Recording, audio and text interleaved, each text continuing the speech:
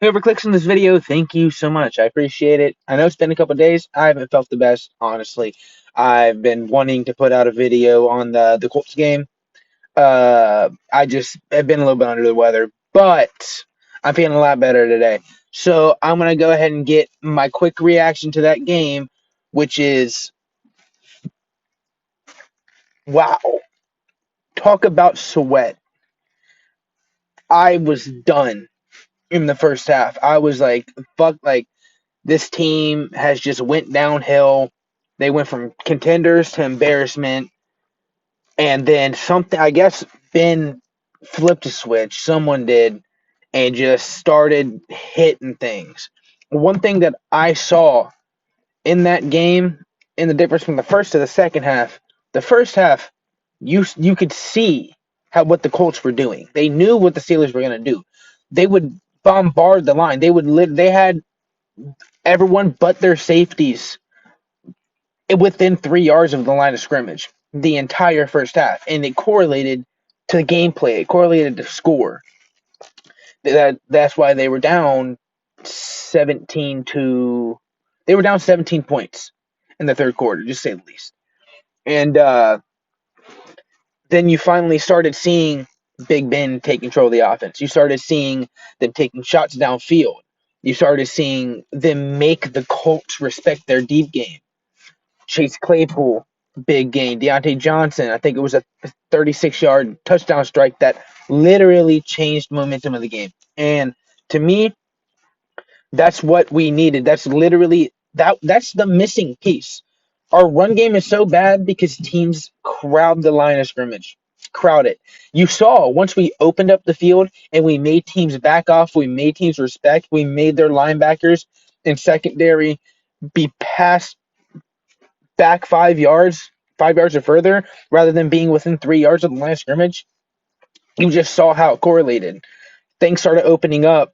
Deontay Johnson was beating people over the top. So was Juju. You saw that when the Colts came out, and I think it was a cover two. Basic football. They came out in cover two. Ben dropped back. Juju did a post corner, it looked like, and Big Ben pump fake, drew one of the safeties up, and bombed it to Juju, caught for the go-ahead touchdown. I mean, Big Ben flipped on a switch. He put that team on his back.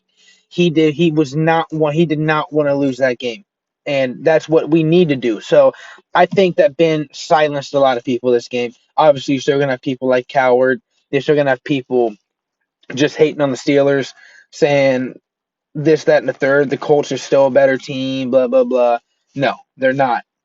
And it goes to show they were only beating the Steelers because the Steelers were being predictable. Once you stop being predictable, once you air the ball out a little bit, then the better team comes out on top, and it showed in that game. So, I mean, great game. I love it. I feel great. I didn't expect us to win this game, but I think that's also another big reason was people took the expectations away because they started out 11-0. They were expected to do great things, and then they lost three in a row.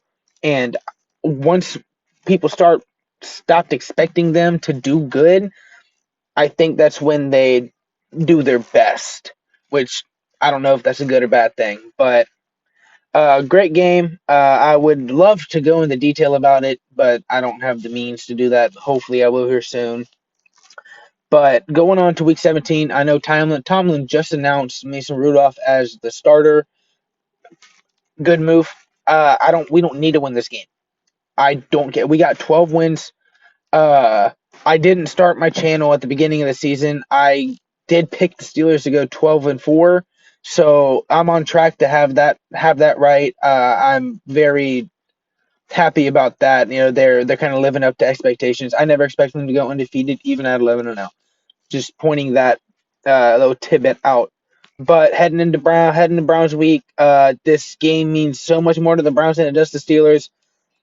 And considering they haven't gotten a real bye week midway through the season, they need it. They're sitting Big Ben. I think they need to sit TJ. They need to sit Minka. They need to sit Juju and Claypool. They need to sit most of their starters. to get them the key players who contribute every Sunday, every snap. They need to get them rest. No, I mean, don't even see the field. I wouldn't even suit them up. So I'm glad to see that's happening. I'm glad to see my guys getting a bye week. Like they had to make their own bye week. Even if we lose, I'm fine with it. It does not bother me. Um, so with that being said, the Browns obviously are probably going to win this game. They have so much more to play for. A playoff spot after losing to the Jets last week, which was, I don't know if I should be more like, what the fuck Browns or what the fuck the Jets. Like it doesn't make sense. You're have the first pick locked up, and then you go and win two in a row.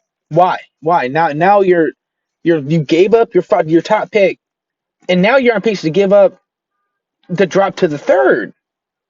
I mean, I don't think it's going to happen because the Bengals did win last week, but you were going to take Trevor Lawrence. You wanted a franchise QB, and then you just give up the first pick to the Jaguars, who obviously are either going to take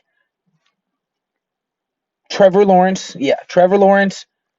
or Justin Fields, or Trey Lance, or another prospect in the draft. It doesn't make sense to me. Yeah, they're going to get a quarterback either way, but I digress. I'm not going to get into that. This isn't a Jets what the fuck video. So I'm going to go ahead and cut it short. Hopefully I can get another video to you guys soon.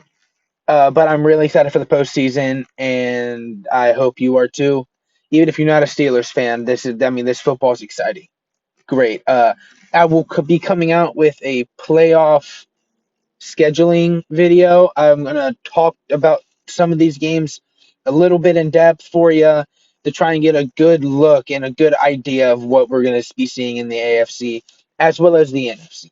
So if you like and enjoyed it, like, subscribe, comment. Please help support the channel, the videos.